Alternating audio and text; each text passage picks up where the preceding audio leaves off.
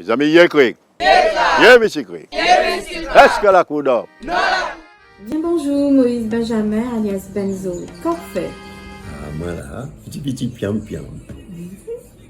Alors, tu es enseignant, conteur, comédien, musicien, traducteur, créateur, tu es un chercheur, un homme engagé, militant pour les traditions, la culture. Tu as l'art de transmettre aux jeunes, aux plus jeunes, aux adultes aussi. Alors, parle-nous de l'importance de la transmission. La transmission, c'est très important pour moi parce que moi aussi, on m'a transmis plein de choses depuis tout petit. Parce qu'il faut transmettre, parce qu'on dit, si tu ne transmets pas, tout ce que les connaissances que tu as accumulées, ça part en fumée, quoi. Et il y avait un vieillard près de chez moi qui disait, Sakitini Kabaï. D'accord? Donc on voit bien l'image. Si lui, il a des connaissances, il a des compétences, il a des connaissances, par exemple, dans l'agriculture, il va te transmettre. Celui-ci dans construction de maison, ou bien l'autre, c'est un pêcheur, il va te dire comment pêcher, mais il transmet. Mais il faut partager la connaissance. Il faut partager. Celui qui partage sa connaissance, il devient plus riche. Parce que l'autre personne va partager à nouveau, et ça ne se perd pas. Et moi, depuis tout petit, parce que ma mère était couturière, et en ce temps-là, il y a 70 ans de ça, et attention, il n'y avait pas de magasin de prêt-à-porter. Donc les gens venaient chez la couturière pour pouvoir faire les confections. Et les gens du quartier, comme j'ai eu cette chance aussi d'être élevé dans un quartier, la rue où j'habite, nous sommes parents environ à 80%. Donc les gens se connaissent. Ah, dimanche, avec une petite coutiba, là, j'ai vu ma mère, on a réveillé ma mère, on était à 1h du matin, il y a un décès. Toute la nuit, ma mère est en train de coudre pour faire confectionner pour la robe, par exemple, du défunt, et la robe aussi, les vêtements pour tout le monde. Okay. Pour tout le monde, et ensuite, jusqu'au lendemain avant l'enterrement. À une communauté familiale. Donc, alors, il disait à ma mère, va veiller Timouna-Bao, ou quand il plus vite. Donc, Madame Rémy m'emmenait chez elle, et Maman Aline, Bajira, ou bien, etc. Et tout ça, Ida. Ah ben, là, mais l'enfant est naturellement curieux. Quand j'ai commencé à parler, je voyais Madame Rémy, par exemple, qui allait dans sa cour, qui a un petit feuillage, qui a dit, c'est pour qui bitait ça? Et comme il voyait que j'étais intéressé, j'étais comme une éponge.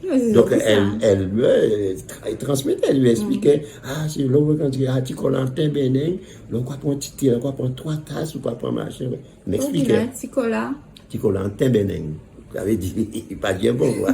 Ce sont des vocabulaires vraiment spécifiques du quartier. Et là, il m'expliquait des choses. Bon, j'allais voir Meryl, celui qui m'a appris, un voisin du quartier. Il m'a appris à faire des toupies, faire cerf-volant, apprendre à faire des gestes-pommes, et tout ça, les banzas. Il y a d'autres aussi qui m'apprennent à jouer au pays, d'autres. Et la musique et tout, c'est comme ça, hein. Tout de personne en personne, ils ont transmis les choses. Ouais. Et aussi, c'est très important de transmettre. Parce que moi aussi, je suis également enseignant. Donc l'enseignant, il est là pour transmettre les choses. Et tout ça. Et avec toute cette ferveur, comment j'étais, parce que j'ai dit tout le temps, j'ai passé une enfance heureuse. Bon, les parents n'avaient pas des moyens pour m'acheter un vélo, pour aller faire tout ça.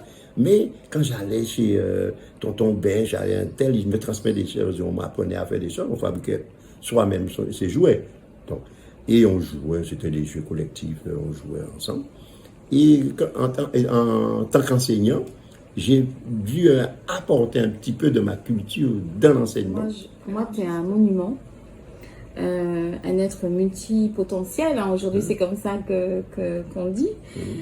Donc, ma question sera, comment tu étais justement enfant? Là, tu nous as dit que tu étais effectivement curieux. Ensuite, ton adolescence. Et qu'est-ce qui t'a poussé justement à prendre cette voie-là? Bon, c'est vrai que de par ce que tu viens de dire, mais j'aurais bien aimé que tu approfondisses ça. À quel moment tu as eu cette clé, ce déclic pour devenir l'homme que tu es? Eh bien, je crois qu'il y a eu plusieurs déclics. Et souvent, je dis, je suis un peu comme Obélix, je suis tombé dans le chaudron. Donc, je dis tout le temps que le bon Dieu m'a donné certains talents que j'essaie au maximum de fructifier, de partager avec les autres. Et le premier talent, par exemple, qui est ressorti, c'était le talent de musicien. Parce que l'orchestre de mon père, répétaient sous la véranda. Mon père était saxophoniste. C'est mon père qui m'a appris le saxophone. Donc j'étais au pied des musiciens tout petit, 3-4 ans, j'étais au pied. Et en ce temps-là, il n'y avait pas de clavier. C'était contrebasse, mais il y avait 4 saxophonistes au pied de mon père.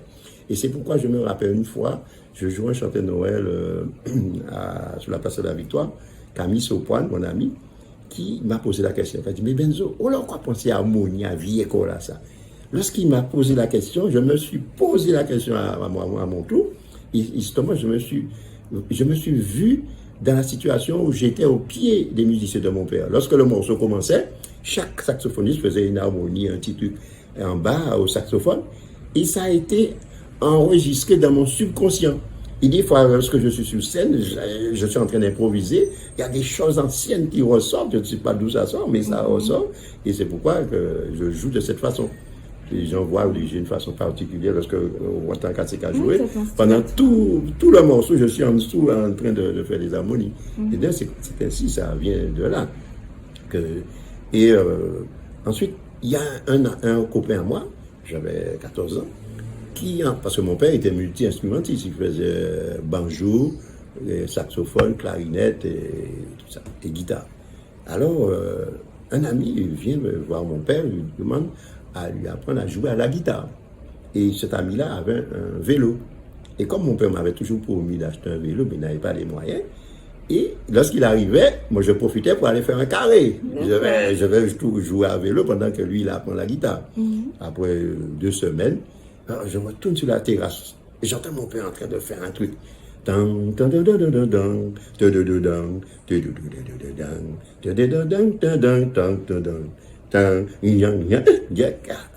m'a attiré mon attention. Il m'a dit, oh, t'as belle tout bonnement. Et je me suis approché. Et j'ai constaté que j'apprenais plus vite que le copain. Parce que quand il passait la guitare, à un certain moment, mon père, c'était la période, il y avait les yéyés, c'était des groupes de 3 guitares. À cette période-là.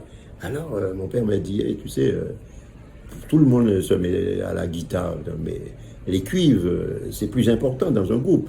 D'ailleurs, sur le saxophone, c'est pour toi que j'ai laissé. Qu'est-ce qu'il avait dit là? Bien sûr. Allez, tout de suite. Dans la chambre, le saxophone était sous le lit plein de poussière, plein de poussière. Alors, mais le saxophone avait des difficultés, il avait des tampons qui manquaient, donc il était un petit peu en panne. Il était en panne. Alors à ce moment-là, et moi je passais en seconde. Et comme je passais en seconde, et donc on m'a envoyé un monsieur de Vipar qui réparait le saxophone au gosier. Donc j'ai emmené chez Kougoul, et Kougoul pour pouvoir donner monsieur. Mais vous savez, un jeune, il apporte un saxophone, il va réparer le saxophone des musiciens avant le mien.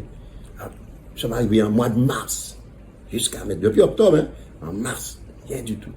Alors je suis allé, je dis ça à mon père, papa dit, bon, mon père c'est un Michel Bourrin aussi, il est très manuel. Il dit, bon, en cas l'argent, achetez ces tampons-là et nous pouvons faire nous-mêmes. Il dit, d'accord. J'ai récupéré le saxophone, acheté le tampon, et un week-end, pendant le début de vacances de Pâques, mon père, content.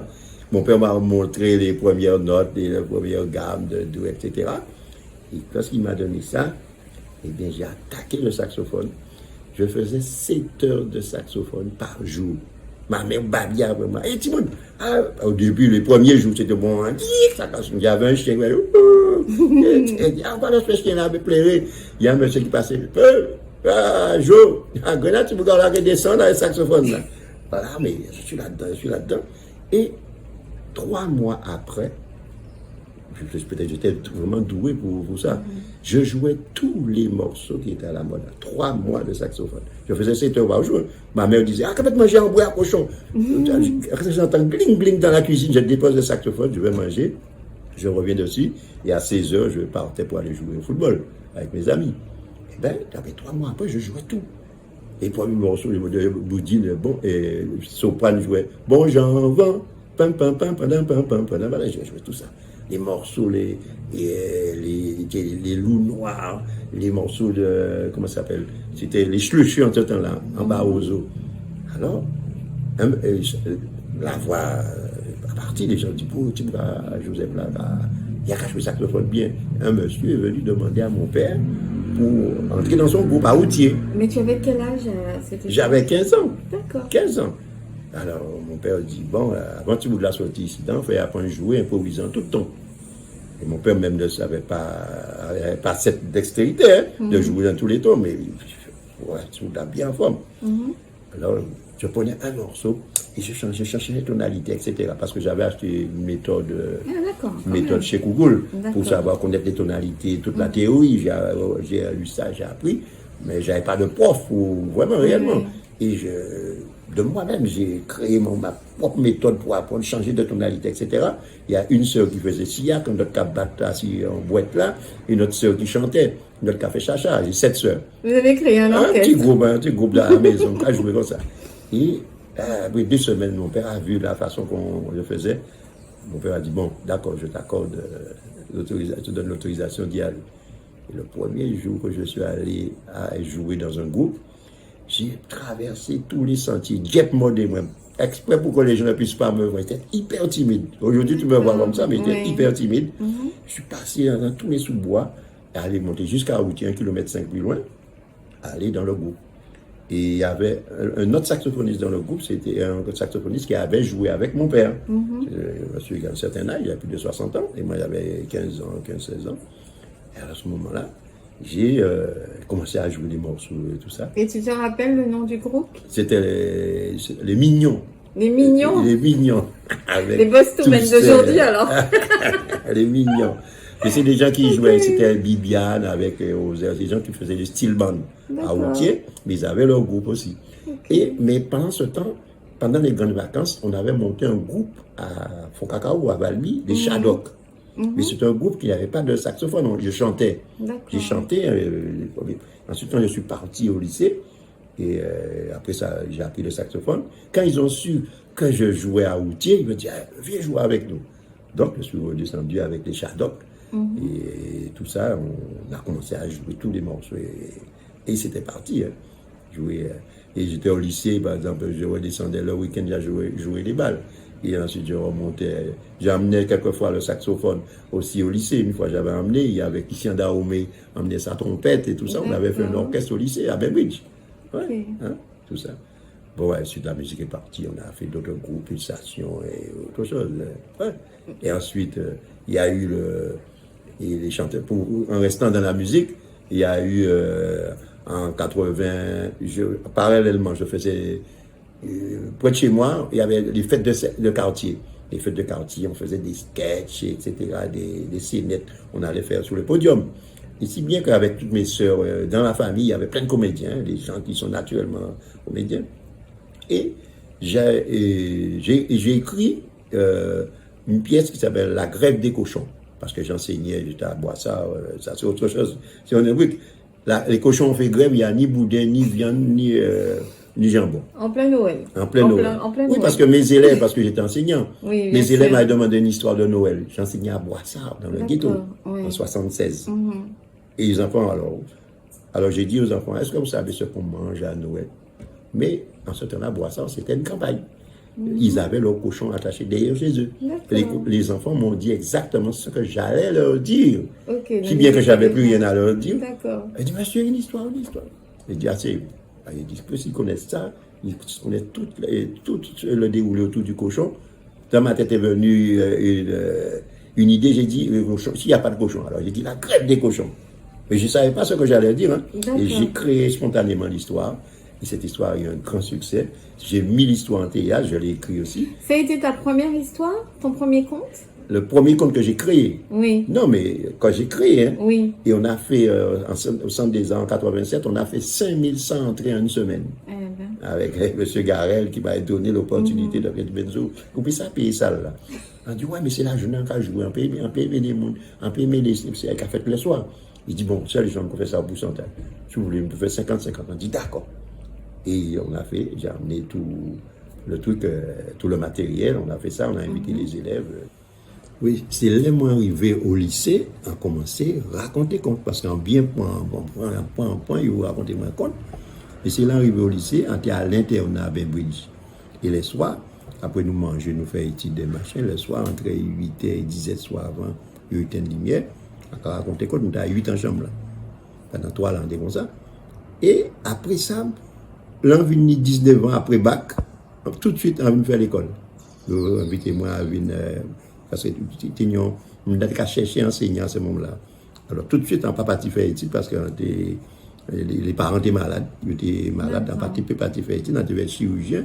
Peut-être, bon Dieu, il fait qu'on n'a pas parti parce qu'on va tenir les musiciens, les conteurs et tout ça. Oui. Pas bon, contrariété. Alors, et là, on est rentré en café l'école à Trois-Rivières, en cours élémentaire 1, élémentaire 2. Et la morale était encore au programme. Alors, si on a fait une leçon morale, on a cherché un conte ou bien une anecdote, ou un petit fouet, on a débouché sur la leçon morale du jour. Et comme ça, après, c'était une intéressant, ça a commencé à raconter sur la conte. En fait, 5 ans, ça dans le primaire. Et la souffrière vient faire l'aide. Là, on a fait évacuation. Alors, moi, je trouve moi aux abîmes. Et ils ont demandé moi, et en tout cas, essayer de mettre toutes mes maîtresses dans l'école à Tigrante. Alors, il y a crié, moi, vu que toi, qui a crié, qui a dit, moi, il y a on poste à Boissard, en plein dans le ghetto en 76. Et toutes ces madames-là étaient payées à Boissard, et en plus, c'était l'école maternelle. Et maternelle, à peine 72 écoles maternelles venaient en Guadeloupe. Parce qu'il n'y a pas de support pédagogique. Donc, il faut même créer support. Alors, c'est, moi, commençons passionné par père. Et à ce moment-là, c'est là découvert en tenir des compétences vraiment pour les tout petits. Parce que compter en tout cas en public de prédilection. Et tu n'as pas compte. En tout cas, fait compte là-bas, pas épisode, même compte là de lundi jusqu'à vendredi. Ensuite, faire langage assistant, faire dessin, illustration, fait théâtre, et tu bon, en musicien, en j'ai composé des chansons, bah, et tu composé quelques chansons, bah, avec et tu c'est là aussi, on a fait la grève des cochons, c'est là avec eux, on a fait la grève des cochons. Et après, et il a proposé moi directeur. On dit, ah ouais, directeur, on dit, on ne veut pas être directeur. Parce que, on était obligé de descendre à Sibasté, parce qu'on était jamais, parce que mon carré était Trois-Rivières. Alors, on changeait avec notre collègue qui vient prendre direction là, mais moi, il y a Bouillon. Et ça, on continue en maternelle, à Bouillon. Et il était obligé de moi directeur. On dit, ah, on va pas où les directeurs, laissez vite. Parce qu'on a commencé à travailler compte aussi dans les vies culturelles. On dit, ah, ouais, les 6 heures, on directeur, là, 6 heures, soit moi dans l'avion, soit dans les criques. Ah, ouais, on ne veut pas être directeur. Et après ça, on vient lui demander, moi, je vais faire CP, on fait 27 ans dans le cours préparatoire. Parce que c'est là qu'on découvert aussi des aptitudes pédagogiques. Parce que moi, habitué, Timoun, quand ça mettait mon niveau, Timoun pour expliquer, on a vraiment des compétences pédagogiques. Si bien que, mais c'est moi-même qui en font méthode de lecture. 27 ans CP, et c'est moi qui fais méthode, moi avec Macassin, dans tout parcours, moi, lui, madame, j'ai oublié, Macassin vivant toujours. C'était conseiller pédagogique, nous mettons en place une méthode pour apprendre le lit au cours préparatoire, au CP. Méthode là, ça, là, tu es parti en retraite, c'est l'inspecteur, les recteurs, moi, dit, moi, sorti méthode là. 27 ans CP, sans qu'on livre la lecture, et c'est moi, et c'est ces élèves-là, alors ils étaient à Pâques, tout le monde a rallye. Voilà. Et je leur dis, on a pensé à faire le job parce que, dans tous ces anciens élèves qui font des longues études, parce que chaque année, les à bac privé, c'était 3-4 mentions très bien. Ah ben, je dis, des 72 anciens élèves qui enseignent, ni 25, parce que nous n'avons pas le moment, le dernier moment, qui est là, qui est entré ingénieur, ni 4 qui médecins, il y en a qui est avocat. Bon, ni d'autres qui dans l'agriculture, ni d'autres qui mécaniciens, ni tous les métiers. Quand on parle de ça, il fait les autres études. On va penser à faire job au moins. Oui, il y a de quoi être aussi. Et si bien que Timouna, moi aussi, suivre ça aussi. Timouna, moi, 3 Timouna, moi, viennent enseignant. Et moi, je ne suis pas directeur, mais deux filles moi qui viennent faire directrice d'école. Et c'est tout, on a fait théâtre avec moi aussi, parce que j'étais 7 ans et 9 ans dans la grève des cochons en 76. Et bien, je dis, là, je fais master en mathématiques, en biologie. Je passe pour devenir enseignant en primaire. Et je suis aidé enseignant en maternelle, parce que j'ai aimé ça. Et combien de Simon on est alors? On est 4 Simon, on est 2 filles, des garçons. Mais 2 filles là, ils ont enseigné en maternelle. Ouais. Et ils ont conteuse aussi, ils ont écrit histoire. Autant mon crabe de cœur et tout ça, toujours quand ils ont écrit histoire, ils ont inventé l'histoire, et ils ont raconté aussi. Donc on dit chien pas fait chat. Eh bien, un bon héritage. Et c'est pour ça aussi, donc, Adam va faire l'école là, eh bien, créer propre pédagogie en moi et tout ça, et en travaillant l'eau avec d'autres enseignants, nous mettons en place une sorte de pédagogie de lecture, si bien qu'il fait preuve à bouillon et soit tout jusqu'en partie à la retraite. Alors, tu as écrit des livres, des ouvrages, tu es aussi chercheur. Dis-nous comment tu as concilié les deux. Eh bien, les deux, comme on dit, la parole s'en va, l'écriture reste. Donc, j'ai fait beaucoup de recherches en pédagogie parce que j'ai enseigné aussi, puis il fallait comment arriver à descendre au niveau des enfants pour les faire comprendre comment ça marche, comment fonctionne le code écrit. J'ai fait des recherches également au niveau des contes, à part les contes que m'a raconté mon cousin Albert. Là, je fais plus d'une centaine de contes dans mon répertoire. Hein. J'en ai créé personnellement plus d'une trentaine. Et j'ai fait des recherches sur les contes des autres pays, etc., pour la formule d'introduction.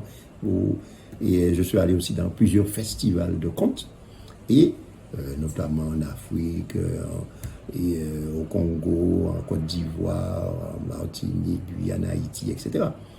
Et là aussi, je suis à mon 23e bouquin. J'ai écrit, à part les livres de contes, j'ai écrit plus de 15 livres de contes, des recueils, des fascicules, des albums. J'ai écrit aussi, je me suis intéressé au créole, parce que j'ai toujours parlé créole, mais surtout le maquet créole. J'ai travaillé, j'ai sorti aussi une méthode pour apprendre à lire le créole, à l'aise pour maquet créole.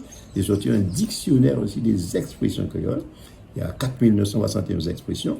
J'exploite environ 270 à 280 thèmes. Et là, les livres, j'en ai plus d'une dizaine encore à sortir, mais c'est le temps qui me manque pour m'asseoir, pour pouvoir écrire. Mais j'ai plein de choses dans la tête à écrire. Donc, au niveau des contes aussi, moi, j'aurais aimé, ça fait longtemps que je propose une formation de conteur. J'aurais aimé transmettre tout mon art de dire, de raconter, tout ce que j'ai vécu et tout ça. Bon, ben, j'attends qu'il y ait une structure pour que je puisse. Mais ça viendra. Pour que je puisse, avec les autres conteurs, tout. Mais c'est une très bonne idée. Oui, parce que j'ai réussi à faire, comment dirais-je, rassembler tous les conteurs d'ici, de faire comprendre que nous travaillons ensemble, nous sommes complémentaires, pour que nous puissions transmettre. Il y a certains des amis qui ont commencé à faire des transmissions. Moi, j'ai transmis, mes filles disent, il y a d'autres. Féus aussi, il a fait des formations avec des filles de son côté, à Sainte-Anne. Et voilà, il y a deux personnes qui n'étaient pas du tout dans le conte, qui étaient, par exemple, Paulinus, lui, il était dans les marionnettes. C'est pas qu'il dit, tu peux dire les contes, etc. Il y a Bébé Rospard, je l'ai lancé dans le conte, il y a plein de personnes comme ça. Et donc, le conte, c'est important, la transmission, il faut transmettre. C'est ça qui est mis quand même. Alors, pour écrire justement ces ouvrages, il te faut quand même du temps, parce que là, tu es chercheur, ta spécialité dans l'art. La culture, tout ça. Par exemple, bon, j'ai fait beaucoup de recherches sur les rites, les croyances, les superstitions, les proverbes, les expressions créoles, et tout ça, tout notre patrimoine immatériel. Tout ce patrimoine immatériel, moi mon rêve, c'est de transmettre tout ça. Parce que ce n'est pas mon patrimoine, c'est notre patrimoine. Donc, je veux partager le tout avec tout le monde, quoi. Et j'ai fait beaucoup de recherches aussi sur le créole. Parce que quand j'ai commencé à apprendre le créole avec Hector Poulet, Sylviane Telchid, dans les années 90, 89-90, et ils étaient enseignants à Capesterre, au collège, et bien, j'ai commencé à poser des questions, mais je n'avais pas les réponses. J'avais pas les réponses pour comment ça marche, etc.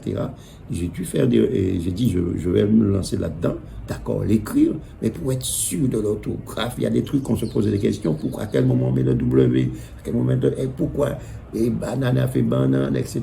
Pourquoi maman dit maman, je n'avais pas les réponses, je suis parti. Et à la recherche, j'ai fait pendant 15 années de recherche, environ 3 heures par jour. Hein. J'ai cherché pour trouver comment ça marche. Et je crois avoir trouvé le processus. Et c'est la raison pour laquelle aussi que j'ai commencé à faire aussi après ça. Et ce que j'ai trouvé, j'ai commencé à faire des démonstrations un peu partout. Si encore tout, même en Louisiane, à Montréal, etc. Et même, tu vois, le petit encadré qui est sur ma bibliothèque, c'est l'Académie créole haïtienne qui m'a donné. Il a reconnu toutes les recherches que j'ai faites. Il m'a dit l'honneur et respect pour Moïse Benjamin, alias Benzo, pour qu'aucun chien de travail, il fait si langue créole pour mener plus haut. parce que quand ils m'ont entendu expliquer des choses à Montréal, au mois de créole et tout ça, et ça m'a donné un petit peu de balance, ça m'a fait plaisir. Et ensuite, j'ai rencontré pendant le confinement, il y avait une petite demoiselle et j'ai fait classe à son frère. Il m'a dit, Monsieur Benzo, et si on faisait des dictées sur Instagram? Il dit Instagram, mais je ne connais pas. Et elle m'a mis sur Instagram, elle est venue à la maison ici, elle me filmait en train de dire, bon, si je veux faire une dictée, mais il faut expliquer aux gens la règle. Expliquer quelques règles, ensuite on faisait une dictée. Et c'est comme ça, et les gens, ouais, partout, on avait des milliers. Pendant le confinement, c'était l'idéal. Ouais, c'était l'idéal, parce qu'à distance. Et après ça, j'ai rencontré un autre jeune homme, à Janice Jude, et qui m'a dit, qui avait vu les trucs que je faisais sur Instagram, il m'a dit, Monsieur Benzo, je sais que vous êtes un monument, comme tu me disais là. Bon, un monument mort, un monument vivant quand même. Non. Oui, je sais que, souvent, il dit, moi-même pas ça sans connaître. Et c'est un gars qui a plein de compétences, la technique et machin. Et je dis, voici c'est la personne que j'attendais, qui est venue à moi m'expliquer est-ce qu'on pourrait mettre toutes les connaissances en ligne, quoi, pour expliquer, pour partager ça avec tout le monde. Toujours dans l'esprit de partage. J'ai dit banco, et on a travaillé pendant plus d'une année, et ça a cherché les moyens pour faire. Et aujourd'hui, comme je dit, on a sorti une plateforme. Nous avons sorti une plateforme langue-créole.fr, une plateforme sur laquelle on peut apprendre à lire, écrire ou parler le créole en très peu de temps. Pour en parler, nous recevons Nancy, ta collaboratrice. Bonjour à l'ensemble des abonnés du Pige. Alors, je suis effectivement Nancy. J'ai rejoint Benzo et Janice sur le projet de la plateforme Langue Créole. Et donc, du coup, je vous en dis un peu plus aujourd'hui. Alors, c'est tout nouveau, c'est tout récent. C'est la première plateforme au monde qui permet d'apprendre à parler, lire et écrire le créole guadeloupéen. Donc, vous retrouvez le fruit du travail de Benzo, donc ces longues années de recherche qui ont été validées par ses confrères créolistes. Alors, il a établi les 26 règles de base qui permettent de ne plus faire de fautes en créole et vraiment de maîtriser le créole, que ce soit le parler, le lire et l'écrire. Et ce qui est apporté en plus, c'est toute la partie pédagogique pour comprendre comment ça marche. Donc, vous avez tous les outils pour vous permettre de ne plus faire de fautes.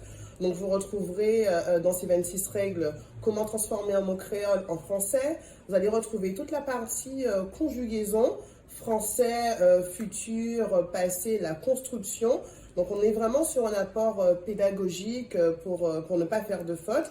Vous aurez également sur la plateforme toute une partie de vocabulaire spécifique, que ce soit la faune, la flore, les insectes, le corps humain. Parce que vous savez, quand on vient parler du nez au niveau des narines, tout le monde se dit oui, mais il y aurait des narines. Eh bien non, en créole, on dit toi nez. Et vous avez pas mal d'expressions qui se perdent. Et vous avez justement un panel d'expressions qui sont accessibles sur la plateforme. On en compte pour le moment une centaine, mais il faut savoir que nous avons un stock de plus de 4000 expressions et proverbes créoles que vous pourrez retrouver au fil du temps, parce qu'il faut savoir que la plateforme, elle est évolutive.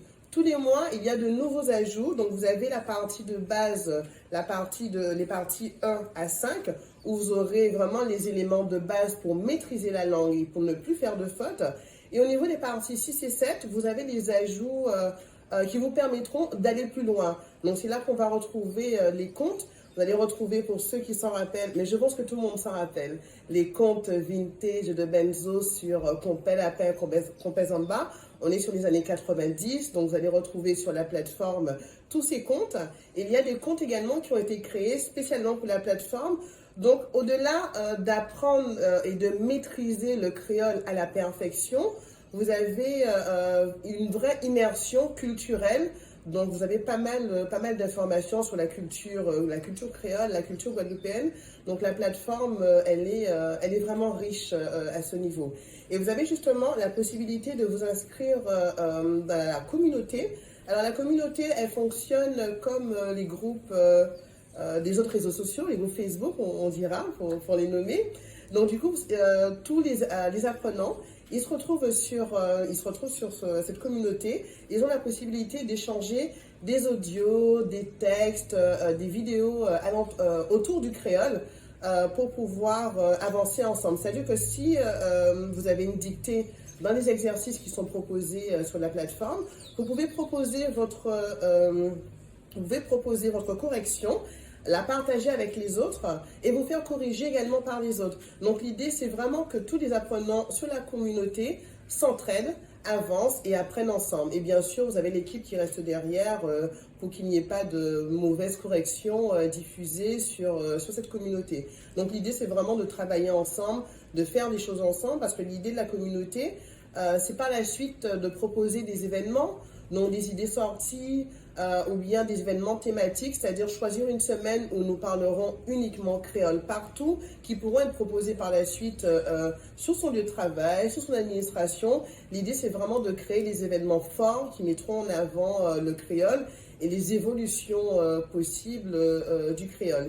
Il faut savoir que nous également, à partir de cette plateforme, nous avons des projets derrière de réinvestissement des premiers accès qui seraient vendus pour créer des cahiers de vacances pour les jeunes, pour créer des vidéos thématiques, mais toujours en créole. Le but, c'est de vraiment de réinvestir sur notre culture, de réinvestir sur le créole, parce que le créole, c'est d'abord nous, c'est pour nous. Donc, c'est à nous de faire les choses pour qu'il résiste dans le temps, parce que beaucoup de personnes se disent « Oui, le créole, c'est une langue parlée. » Elle n'est pas que parlée, elle est écrite. Beaucoup ne l'écrivent pas parce qu'ils ne savent pas l'écrire. Et là, à travers la plateforme, vous avez tous les outils nécessaires pour pouvoir l'écrire à la perfection. Vous avez en fait une progression. Les cours ont été faits de manière à ce que vous progressiez sans vous en rendre compte. Ce sont des petites vidéos. Elles sont courtes, elles sont ludiques, donc c'est animé, c'est avec la voix de Benzo. Vous avez le rappel de la petite case, vous avez la petite grenade. Donc on est vraiment sur quelque chose de ludique où vous pouvez apprendre en fait sans vous en rendre compte. On n'est pas là pour faire du par cœur, on est là pour retenir et vous verrez qu'au fur et à mesure que vous avancerez, vous serez content d'apprendre, parce que le créole, il faut qu'il reprenne cette place cette place qu'elle mérite, enfin qu'il mérite plutôt. Une place de premier rang, parce que c'est notre langue. Et donc, du coup, tout ceci sera possible à partir de la plateforme. Donc, on rappelle, le créole pour nous, l'écrire à la perfection, c'est une nécessité. Il est important qu'on laisse en fait notre langue à nos enfants, nos futurs enfants. Il faut qu'elle soit écrite pour qu'elle survive. Ce n'est pas qu'une langue parlée, c'est une langue écrite. Donc c'est un peu un devoir, une nécessité pour nous de le maîtriser, parce que c'est notre langue. Il est important qu'elle résiste. Et donc à l'approche des fêtes de Noël, n'hésitez pas. C'est un cadeau original, ça change de ce que vous avez l'habitude d'offrir. Permettre à un proche de maîtriser le créole, que ce soit un proche en Guadeloupe, que ce soit un proche de la diaspora qui est à l'étranger, n'hésitez pas à lui en parler, faites passer le mot. Il est temps que le créole soit mis en avant et qu'on le maîtrise à la perfection. Alors n'hésitez pas à vous rendre sur le site langue-créole.fr, créole sans accent. Et maintenant que vous avez accédé au site, c'est à vous de jouer, on vous attend. Alors, pour vous rendre sur les sites, c'est langue-créole.fr et bien sûr, créole sans accent. Alors, allez en bas tout décatement à ce site-là, qui j'en pose ça, 26 sites-là, cas qui est trouvé à dedans, et en qui j'en c'est qu'un bon bit à bazote. Vous avez 26 sites-là, nous qu'à attendre nous là pour nous parler créole et bon créole là ensemble. Alors, venez joindre nous qu'à attendre. Je voudrais que tu nous parles de l'Afrique. Ah, l'Afrique, le continent mère. Ah oui, j'ai beaucoup d'affection pour l'Afrique parce que nous sommes tous des afro-descendants. Et en plus, quand j'ai fait ma généalogie, mon aïeul est congolais. Il est arrivé en 1857 avec les immigrés Congo, Massembo et tous les autres, ici en Guadeloupe. Et j'ai fait ma généalogie, je suis remonté jusqu'au village. J'ai trouvé les Pemba, Massembo, les Pemba, les Mabiala, les Pombo et tout ça. Et là, j'ai retrouvé la famille, quoi. Et pour voir comment les gens se disent bonjour, salut tonton, salut grand frère et tout ça, les gens parlent de cette gentillesse, cette sagesse africaine, tout ça, le bien vivre ensemble. Je suis allé également en Côte d'Ivoire et à Francophone, et 2 fois un festival de contes, et je fais aussi le festival de Malakima Congo, au Congo, et j'ai fait le festival culturel. Je suis allé aussi au Bénin il y a 3 ans de ça. et Marie-France Massembo était la marraine, moi j'étais le parrain du mois de l'Afrique au Bénin. Mais justement, comment ça s'est passé en tant que parrain descendant d'Afrique? En tant que parrain, ça a été quoi cette quête, je sais pas, une quête ou un privilège, on va dire? Est-ce que tu peux, comment ça s'est passé justement la demande et l'acceptation d'être parrain de ce festival? Oui, parce qu'ils savaient déjà, ils connaissaient mon parcours. Il y a Mélina Semou aussi, qui était là-bas, responsable d'une ONG, et qui nous a invités et nous a proposé d'être marraine et parrain de la manifestation, que nous avons accepté avec joie. Et là aussi, ils savent aussi, parce que Massembo, parce que les survivances africaines ici en Guadeloupe, avec les Kaba Congo, ils savaient que nous sommes très proches de l'Afrique. Et là, on a découvert tous les sites historiques et tout ça par rapport avec l'esclavage. Et c'est là aussi que j'ai rencontré un étudiant qui se trouvait un petit peu triste dans son parcours. Il a un master. Mais il me disait que le plus souvent, ce sont les garçons qui sont privilégiés parce qu'ils vivaient sur un lac. Sous le lac, il y avait 17 000 personnes sous les maisons pilotis. Et le plus souvent, ce sont les garçons qui vont en classe, au collège, au lycée, sur le continent. Les filles restaient à la maison, puis pour faire le ménage, pour être marier, etc. Et à ce moment-là, il me disait, et assez souvent, les filles étaient meilleures élèves que les garçons, mais ils restaient à la maison, elles restaient à la maison. Alors elle avait dit, qu'est-ce que tu aurais souhaité? Il m'a dit, moi, j'aurais souhaité, je montais un projet, je voulais que les gens, parce que ça coûte une certaine somme, pour emmener les élèves sur le continent, manger à la cantine et retourner à la maison. J'aurais aimé que des filles participent à ce projet. Alors je dis, montre-moi le projet. Ils m'ont montré le projet. Et si je vous dis combien ça coûte ne coûte pas grand-chose par rapport à nous. 46 € par enfant pour une année scolaire. Sortir de chez lui le matin, aller en classe, manger à la cantine, retourner le soir. 46 €, 30 enfants. Alors j'ai dit, banco, j'accepte. Je vais chercher des personnes intéressées. J'ai trouvé. Et cette année, ça fait la troisième année. Et troisième année que nous finançons avec d'autres personnes. Il y a, Kwaku Mansa avec son association. Il y a d'autres personnes, Marie-France Massembo et d'autres personnes qui aiment l'Afrique, qui ont contribué pour pouvoir envoyer ses enfants à l'école. Et tout ça, les enfants. Et moi, je pense y aller encore là, en fin de janvier, février.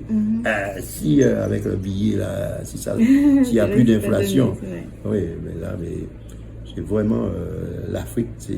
Il faut qu'un jour dans sa vie, aller en Afrique. Alors que l'Afrique est tout près de chez nous. Hein. C'est vrai. Seulement 3 heures.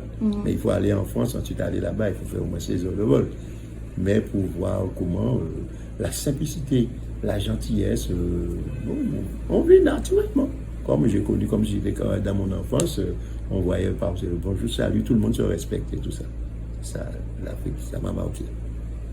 Ben, bravo pour cette initiative d'avoir aidé ces jeunes. Hein. Ouais. Super, magnifique. Ben, merci beaucoup pour eux. Merci d'avoir partagé ça, ton histoire avec l'Afrique. Merci Benzo. Quel a été ton meilleur souvenir que tu as pu partager avec Asika? Avec Asika, voilà. Oui, ben, il y a beaucoup de souvenirs. Parce que j'ai créé le concept en 88. En 88 que j'ai créé le concept. J'ai parlé aux membres de l'association Kassika. Donc on a mis ça sous le podium parce qu'on a l'habitude de chanter de cantiques de case en case chez nous. On a finalement, à la demande, il y avait Arios, Monder, tout ça qui m'ont dit, on met ça sous le podium. Finalement, ils m'ont convaincu, on a mis sur le podium, on a vu ça a marché. Ensuite, chaque année, on faisait comme ça dans les sections. Et après ça, c'est Freddy Marshall qui m'avait fait une commande, il dit, j'ai entendu, en 95, j'ai entendu que vous faites quelque chose qui fonctionne bien, des chanteurs Noël là-bas à Capester. Je voudrais un chanteur Noël authentique sur la place de la Victoire, et nous sommes venus sur la place de la Victoire. Et ben, quand on a joué, il y a un producteur qui passait à la Bourresse, il a dit, mais c'est quoi ça? On a mis une sono, Patrick Bourresse, on a mis une sono sur la place la veille de Noël, c'est quoi ça? Les gens ne se respectent pas. Et quand il a fait le tour, il a vu un groupe qui jouait. Et il devenait fou, je me rappelle. Il me dit, où est le chef d'orchestre, où est le livre de ouais, etc. Est-ce que ça vous intéresse de faire un CD? Et c'est là qu'on a fait le CD, qui a hyper marché. Ensuite, bien marché. Ensuite, on a fait plus d'une dizaine beaucoup de tubes et tout cela. Mais les meilleurs souvenirs, c'est quand, c'est en 98, nous sommes partis à Nantes, le Festival de l'Air. Et dans le groupe, nous étions à 32 sur scène à cette période-là, avec tout le staff, nous sommes partis à une quarantaine en avion. Il y a Maryse, la chanteuse qu'on voit, qui est bien dynamique là.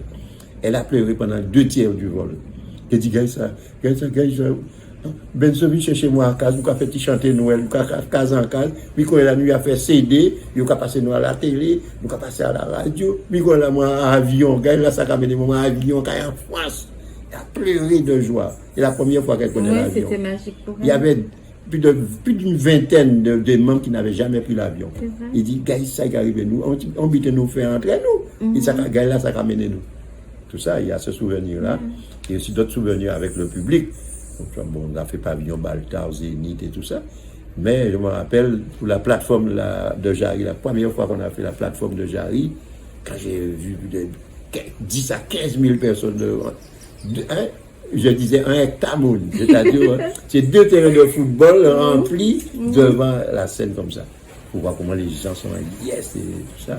Le plaisir, l'interactivité avec les gens. Tes yeux brillent en parlant de ça. Ouais. Ok, merci beaucoup. Un message de ton cœur.